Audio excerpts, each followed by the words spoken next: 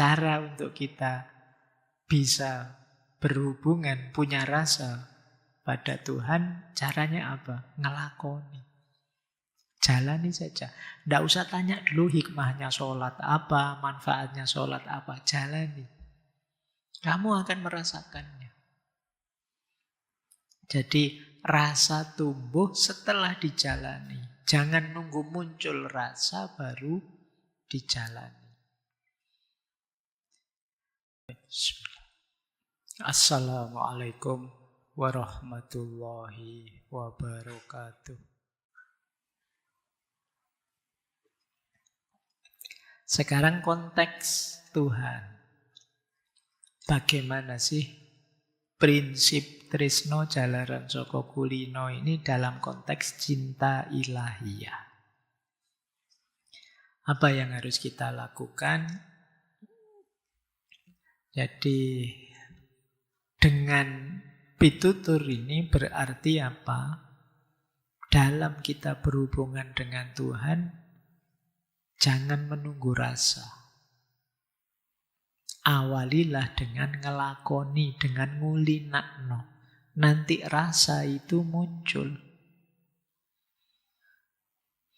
Disuruh sholat misalnya, nunggu mantep Pak. Nunggu dalam dulu Pak, nunggu. Ayo ndak keluar-keluar. Itu kayak kalian bilang nunggu hidayah Pak. Ayo, ya ndak akan nyampe-nyampe kalau kamu tunggu. Caranya bukan begitu. Caranya dilakoni dulu, dikulinakno. Nanti rasa itu muncul. Mungkin sekarang sholat kita, ibadah kita, ngaji kita itu rasanya datar saja. Belum ada rasanya. Tidak apa-apa, lanjut saja. Lama-lama rasa itu akan muncul. Jadi tresno jalaran saka gulun. Lama-lama kita muncul rasa senang, rasa dekat, intimasi tadi. Mungkin ada passionnya. Kalau dalam agama tentu saja pada Tuhan. Jadi rasanya Tuhan hadir dalam kesejatian hidup kita. Kenapa? Sudah lama saya ngelakoni, ngulinakno berhubungan dengan Dia. Jadi ini yang menarik ya, karena kadang-kadang pembuktian tentang Tuhan itu kan ada yang dengan akal, ada yang dengan alam, ada yang dengan rasa. Tapi kalau di Jawa dengan peribahasa ini enggak. Cara untuk kita bisa berhubungan, punya rasa pada Tuhan, caranya apa? Ngelakoni. Jalani saja. Tidak usah tanya dulu hikmahnya sholat apa, manfaatnya sholat apa. Jalani. Kamu akan merasakannya. Jadi rasa tumbuh setelah dijalani. Jangan nunggu muncul rasa baru dijalani.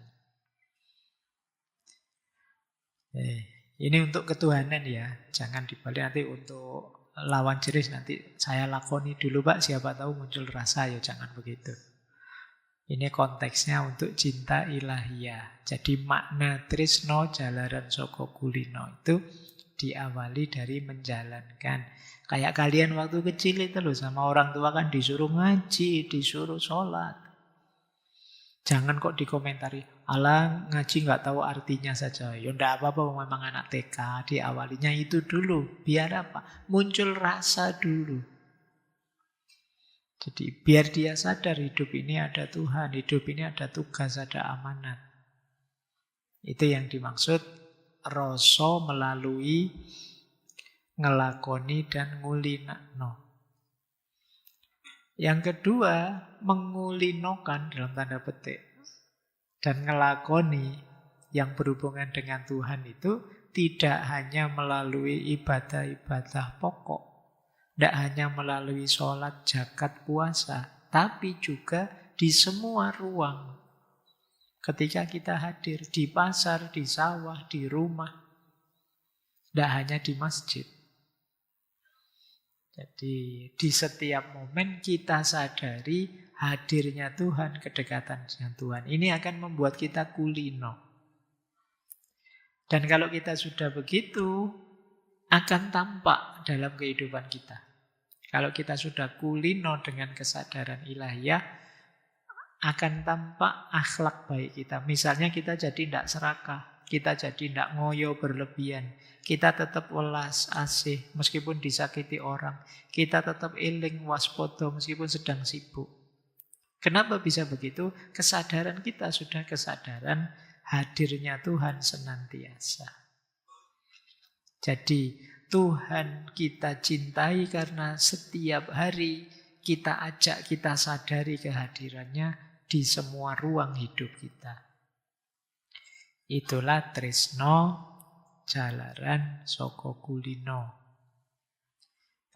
Kalau mau digambar rutenya seperti yang saya tulis itu.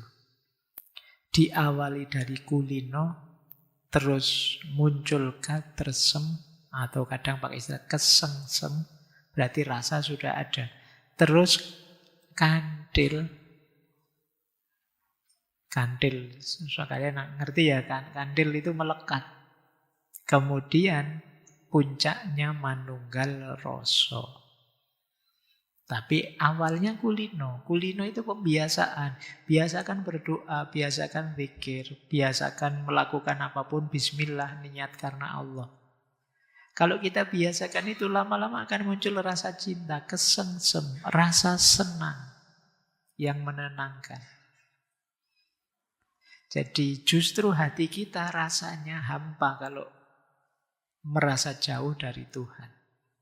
Sudah kesengsem, sebagaimana kita tidak nyaman kalau jauh dari yang kita cintai, dari LDR-an dengan pasangan kita, itu kan tidak enak rasanya. Kenapa? Ya karena sudah ada rasa, sudah kesengsem, sudah katresem. Jadi setelah kulino rasa itu muncul. Kalau rasa ini dipupuk terus, sudah muncul sih, tapi kan terus tidak selesai, tetap dikulinakno. Kalau dikulinakno lama-lama akan melekat. Kandil. Sudah otomatis sudah. Kalau tadi misalnya zikir itu disengaja terus-menerus mulutnya, lama-lama sudah otomatis sampai detak jantungnya berzikir. Ini sudah mulai kandil. Orang bisa melihat di balik fenomena ciptaan Allah, hadirnya Allah di mana-mana, ini sudah kandil. Pada puncaknya manunggal rasa. Nah, manunggal rasa ini berarti rasa kita sudah menyatu dengan ketuhanan. Cirinya apa? Yang kita inginkan, yang kita kehendaki, itulah yang dikehendaki Allah. Itu manunggal rasa. Allah menyuruh kita puasa, dan memang kita itu ingin puasa dan senang puasa. Ini manunggal rasa. Allah menyuruh kita zakat. Ya, saya sejak berulang-ulang berzakat, rasanya kok nyaman, sekarang senang dengan zakat. Ini berarti rasa kita sudah sejalan dengan keinginannya Tuhan. Itu namanya manunggal rasa. Itu puncak kedekatan kita dengan Tuhan. Diawali dari kulino tadi, membiasakan. Setelah dibiasakan, rasa itu muncul.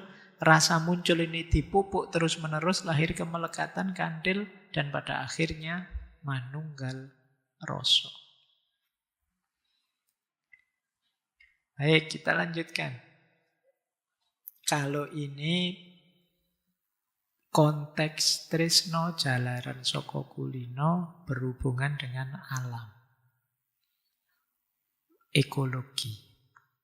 Nah, mungkin ini bisalah kita pakai istilah ekologi Jawa. Jadi maksudnya tresno jalaran saka kulino kepada alam itu tentu saja yang pertama adalah bagaimana kita memposisikan diri sebagai bagian dari alam, kemudian menyatukan ritme hidup kita dengan ritme alam.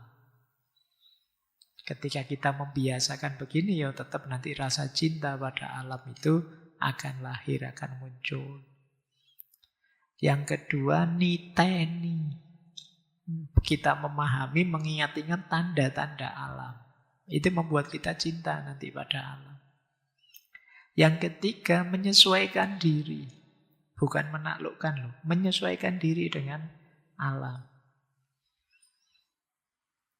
Itu yang kanan saya sebut. Prinsipnya apa? Ngerumat dudu nguras. Oke ya, diingat-ingat istilahnya. Ngerumat orang nguras. Ngerumat itu setara maknanya dengan memelihara, melestarikan. Bukan nguras. Nguras itu eksploitasi. Yang sekarang kita rasakan dampaknya kan. Hutan kita kuras habis. Banjir sekarang. Kemarin kita salah mindset. Berhadapan dengan alam kita hanya fokus nguras. Lupa ngerumat. Kita lupa bahwa kita ini oleh Allah diamanati untuk momong alam semesta. Kita itu khalifah. Jadi, ya memang kita diizinkan mengambil manfaat, intifa, tapi sekaligus kita harus menjaganya. Jangan berlebihan intifaknya. Harus ngerti kadarnya. Harus bisa berpikir panjang efeknya. Kenapa? Karena kita diberi amanat sebagai khalifatullah fil ardh. Bila perlu, wong kana kita yang diberi amanat, ya harus mau tirakat. Jangan ngejar senengnya saja dengan mengorbankan yang harusnya dirumat. Itu seperti orang tua yang mengorbankan anaknya untuk senang-senang dirinya. Kan jatuhnya begitu nanti ketika kita nguras alam. Mari kita biasakan dekat dengan alam biar ada rasa terhadap alam. Semoga kita tidak menganggap alam itu hanya objek kita saja. Alam juga subjek, punya kediriannya sendiri, maka ayo kita bersahabat, ayo kita dekat dengan alam. Jadi makanya ada tadi selain ngerumat orang nguras, ada kalimat njupuk sak perlune, balekake sak mampune. Kita ambil sejauh kita perlu saja, jangan berlebihan. Jadi, sering saya bilang, butuh itu kalau kebutuhan kita, sekedar kebutuhan, itu sampai anak turun kita sampai kiamat, alam ini bisa menyediakan kebutuhan kita. Seperti kata Mahatma Gandhi itu. Kalau hanya memenuhi kebutuhan manusia seluruh dunia, alam ini cukup. Tapi alam ini tidak akan cukup untuk memenuhi kebutuhan bahkan hanya satu orang saja, tapi yang serakah. Apalagi di Indonesia yang serakahnya banyak orang. Ya tambah tidak cukup kita. Maka ayo ya, mungkin sulit menggugahmu pakai teori-teori barat, ekologi, sadar alam. Lalu nenek moyang kita sudah punya filosofi-filosofi dalam tentang bagaimana menyikapi alam. Belum lagi yang sisi spiritualnya. Bagaimana ketika kita berhadapan dengan alam membawa kita pada kesadaran ketuhanan. Baik, kapan-kapan kita perdalam ya tentang ekologi lokal. Mungkin dari berbagai daerah, kapan-kapan tapi. Nunggu moodnya. Karena ngaji itu kan nunggu, kalau bahasa minggu lalu ya nunggu peletiknya. Nah lanjutkan mungkin ini. Ya, orang sering menyebut Hastobroto itu kepemimpinan. Tapi bisa juga kita bawa Astabratanya cinta. 8 jalan yang harus dilakukan oleh orang yang mencintai. Kita agak cepat ya teman-teman, fokus ya. Karena waktunya. Yang pertama, orang mencintai itu harus berperilaku seperti matahari. Namanya Surya Broto. Surya Brata. Jadi apa perilakunya matahari itu? Matahari itu memberi energi tanpa pilih kasih, selalu hadir dan tidak menuntut dipuji. Tanpa ada matahari, kehidupan selesai. Dan dia senantiasa konsisten, setia, memberi cahaya pada siapa saja yang membutuhkan. Ini jalan pertama seorang pecinta. Jadi kalau kalian melihat matahari, ambil pelajaran bahwa saya harus seperti matahari dalam aspek berbagi cahaya pada siapa saja dan konsisten komitmen. Kalau ini tentu saja konteksnya cinta, berarti pada yang dicintai.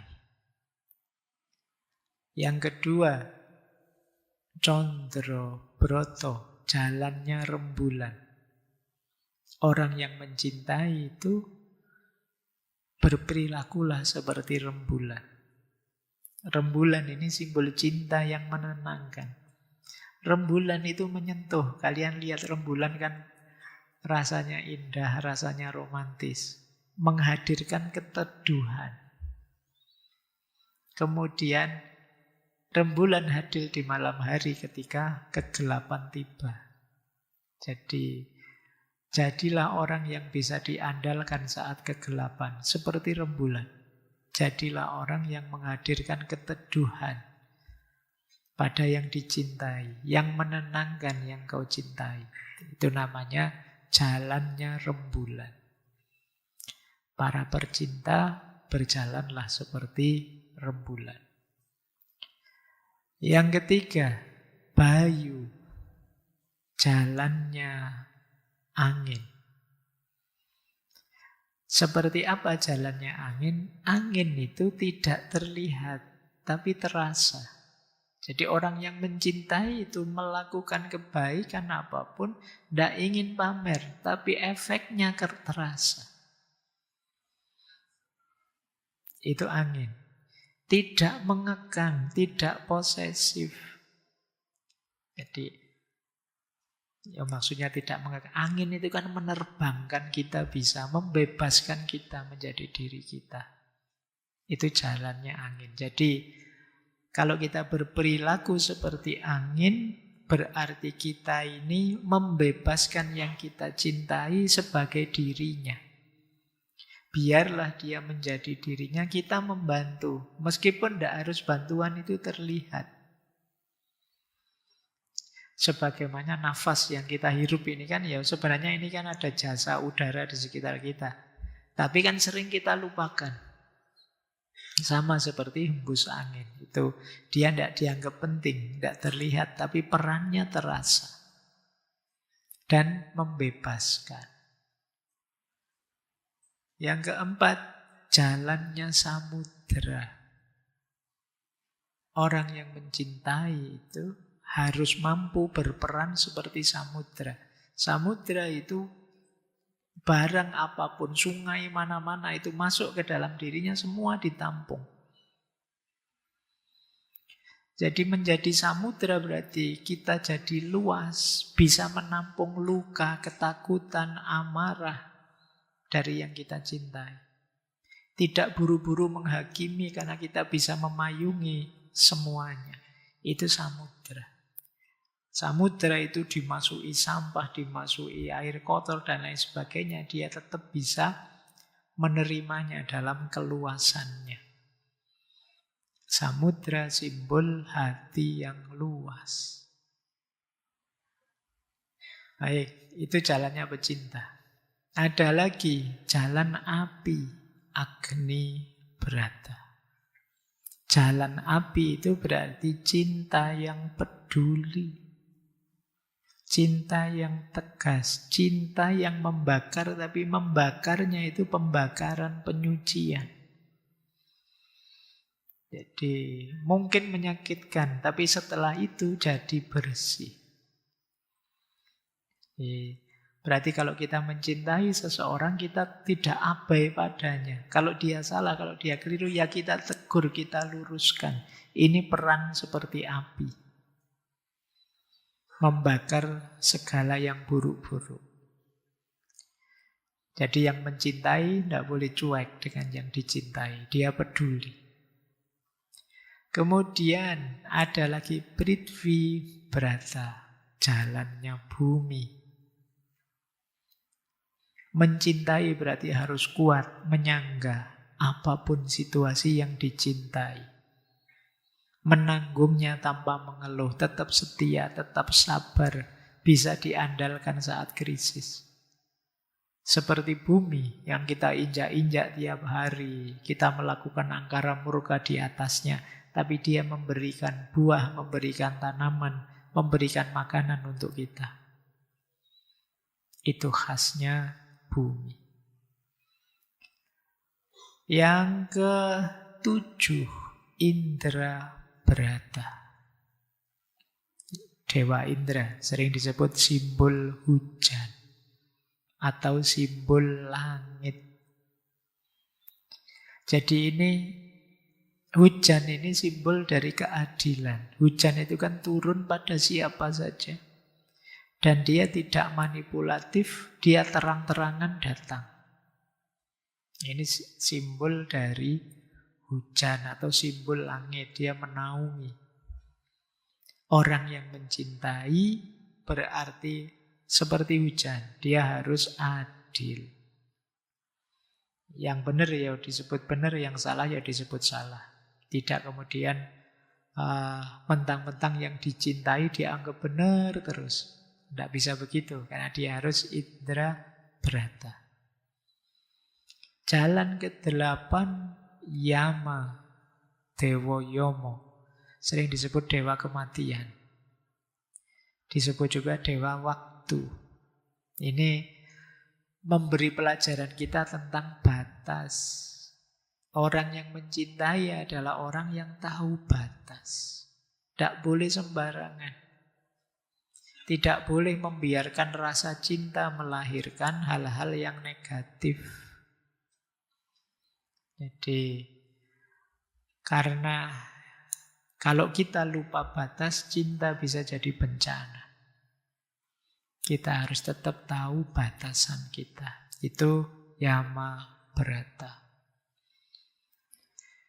Jadi teman-teman, ini 8 jalannya para pecinta yang diambil dari analogi alam semesta di sekeliling kita. Biasanya Hasta Brata ini dipakai untuk pelajaran kepemimpinan. Cuma malam ini kita tafsirkan untuk pelajaran cinta. Ini sebenarnya nasihat yang diwejangkan oleh Rama pada adiknya Bharata saat beliau akan diasingkan. Jadi Rama ini sebelum pergi ke hutan karena diasingkan, beliau memberi nasihat adiknya untuk jadi pemimpin yang baik. Pemimpin yang penuh cinta. Makanya malam hari ini saya ambil Hasta Brata ini untuk makna 8 jalan para pecinta. Baik. Terakhir, Tresno Jalaran Soko Kulino.